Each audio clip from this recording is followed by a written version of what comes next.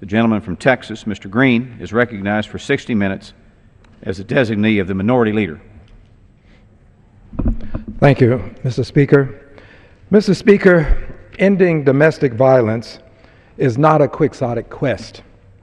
It is a noble calling, and this is why we have filed HRES 392, a resolution supporting the goals and ideals of October as National Domestic Violence Awareness Month, and expressing the sense of the House of Representatives that Congress should continue to raise awareness of domestic violence and its devastating effects on individuals, families, and communities, and support programs designed to end domestic violence in the United States.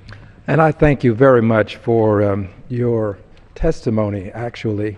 It's something that I believe will benefit a good many persons who are viewing this today. I would like to share just a few stories, if I may. Mr. Speaker, I practice law in Houston, Texas, and my practice was one that involved a good deal of civil work. And in the early 70s, I can recall females coming to my office to receive assistance from a lawyer to file charges based upon abuse that had been imposed upon them.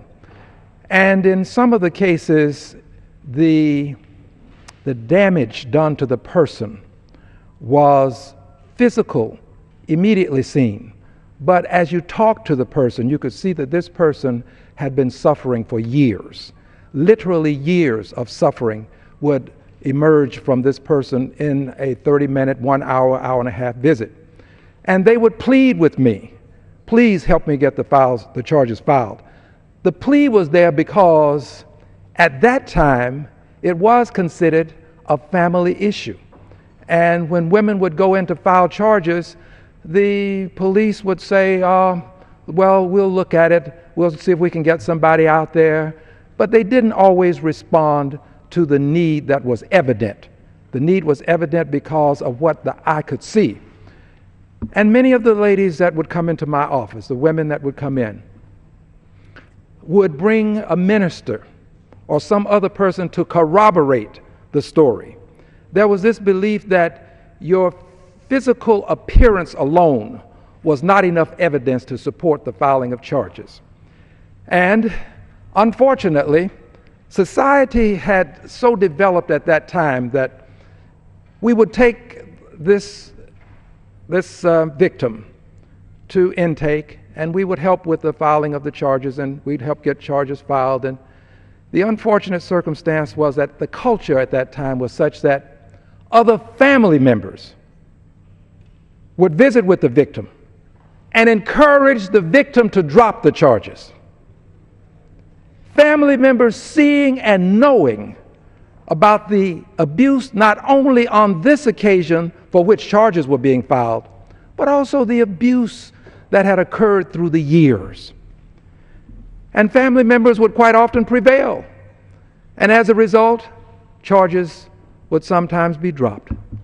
And I regret that we went through this time in our history where women were not treated with the dignity and respect that they should be accorded. A lot of that has gone away, and I'll say more about a lot of this in just a moment. But there are still enough of it for us to band together and for us to answer the clarion call for help that these women present to us on a daily basis. Thank you so much, and I want to thank the lady for the work that she has done here in Congress over the years to eliminate domestic violence. This has been a bipartisan effort, Mr. Speaker. I'm proud to tell you that S-47, the Violence Against Women Reauthorization, this bill passed the House of Representatives with bipartisan support. In the House, the vote was 286 to 138. It passed the Senate with bipartisan support. It was 78 to 22. The bill had this bipartisan support because it embraced not only women who are known to us as people from our communities, but also there are some communities that were embraced that have not been traditionally a part of the bill. It helped the women who are American Indians because at one time tribal courts could not take on persons who had sexually assaulted women because they were non-Indians. Well, the bill addressed this. It also addressed the LGBT community, which had not been included. It doesn't matter what your sexual preference is, domestic violence can be imposed upon you. And when you are hurt, you need help. This bill provided the help needed for women regardless of race, creed, color, origin, regardless of your sexual preference. You can get help pursuant to S-47, which received bipartisan support. I thank my colleague very much, and I thank you for your many words expressing what you actually witnessed. Yours was a testimony, not just a recitation from something that was accorded you by some other person. You were there to see what happened, and you and I know that there is still great work to be done. In our state of Texas, in 2012, domestic violence caused 11,994 adults to need shelter, Mr. Speaker, caused 14,534 children to need shelter, Mr. Speaker, caused 36,831 adults to need non-residential services, counseling, legal assistance, caused 15,694 children to need non-residential services. And unfortunately, 26.2% of the adults were denied shelter because of a lack of space. Thank you, and I also thank you for raising the issue of domestic violence against men.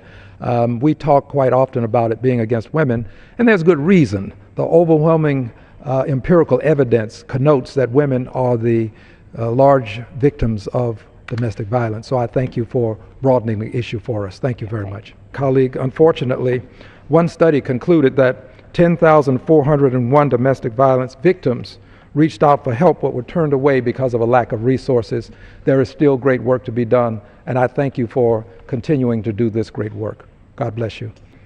Thank you. And Mr. Speaker, I do thank you for your indulgence. You have been liberal with the time, and I want to remind persons that while we do this on an annual basis in the month of October, we do want to make domestic violence awareness an everyday activity. Thank you, Mr. Speaker, and we yield back the balance of our time.